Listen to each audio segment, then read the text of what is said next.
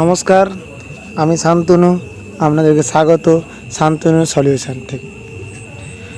আপনারা জানেন যে এখন সব ভোটার কার্ড, আধার কার্ড কি প্যান কার্ড সবই অনলাইনে হয়, অনলাইনে অ্যাপ্লিকেশান হয়।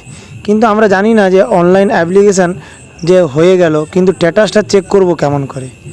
আজকে আমি দেখাবো যে স্ট্যাটাস কেমন করে চেক করা হয়। আর ভিডিও স্কিপ করবেন না, স্কিপ করলে আপনারা জানতে পারবেন না, অনেক কিছু দেখতে পাবেন না। ঠিক আছে, এবার আমি শুরু করছি, বেশি কথা না বাড়িয়ে শুরু করছি।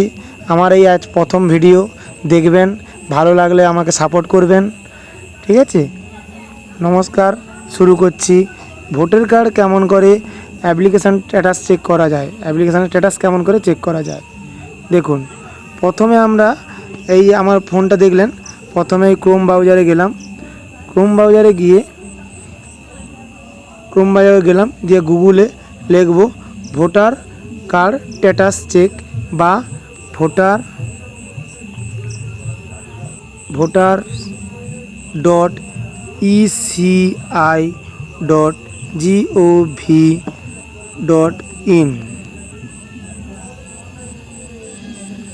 এটা লিখলাম, লিখে সার্চ করলাম।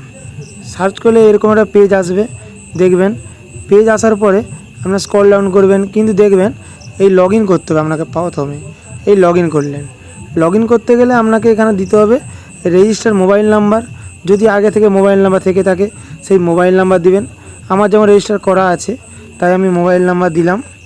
ঠিক আছে, এবং পাসওয়ার্ড আপনারা কেমন করে সেট করবেন সেটা আমি পরে দেখিয়ে দেবো। এটা স্ট্যাটাস কেমন করে চেক করে প্রথমে লগ ইনটা দেখে দিচ্ছি। যে দেখুন, এই পাসওয়ার্ড দিয়ে দিলাম।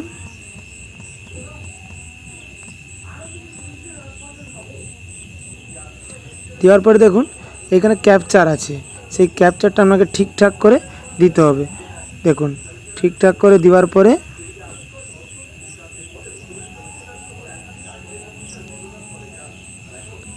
রিকোয়েস্ট ওটিপি যাবে। এবার রিকোয়েস্ট ওটিপি করার পরে আপনার সেই রেজিস্টার মোবাইল নাম্বারে ওটিপি এসে যাবে। সেই ওটিপিটা আপনাকে বসাতে হবে। হয়ে গেল, যে ভেরিফাই অ্যান্ড লগ ইন এটা করলেন। করার পরে দেখবেন আপনার এটা হোম পেজ চলে এসেছে। আমার সেটিং করা আছে বলে, আগে লগ ইন করা ছিল বলে এই শান্তনু কইলে দেখছেন পেয়ে গেলেন। এবার দেখবেন আপনি পর করে স্ক্রল ডাউন করবেন। স্ক্রল ডাউন করতে করতে নিচের দিকে একটু এসে দেখবেন যে ট্র্যাক অ্যাপ্লিকেশান স্ট্যাটাস, এটা হাত দিলেন। হাত দিলে এরকম আবার লোডিং হচ্ছে। লোডিং হওয়ার পরে এবার রেফারেন্স নাম্বার আর সিলেক্ট স্টেট এইটা দেখাচ্ছে। এবার রেফারেন্স নাম্বার, আপনার যে রেফারেন্স নাম্বার সেটা আপনি দিবেন। আমি সেভ করে রেখেছি এখানে। আমি রেফারেন্স নাম্বারটা দিলাম S2522, এরকম করে রেফারেন্স নাম্বার দিলেন। দিয়ে আবার সিলেক্ট স্টেট আর ওয়েস্ট বেঙ্গল থেকে করছে, ওয়েস্ট বেঙ্গল দিয়ে সাবমিট করলেন। সাবমিট করার পর দেখবেন এরকম একটা পেজ চলে এসেছে, যে রেফারেন্স নাম্বার, স্টেট, এসি পর চলে এসেছে। এইবার স্ট্যাটাসটা চেক করবেন, যে দেখা যাচ্ছে যে স্ট্যাটাস চেক হয়ে গেছে।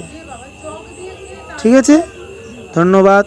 হ্যাঁ, এটা দেখবেন, যদি না বুঝতে পারেন আমাকে কমেন্ট করবেন, আমি তা সলভ করে দেবো।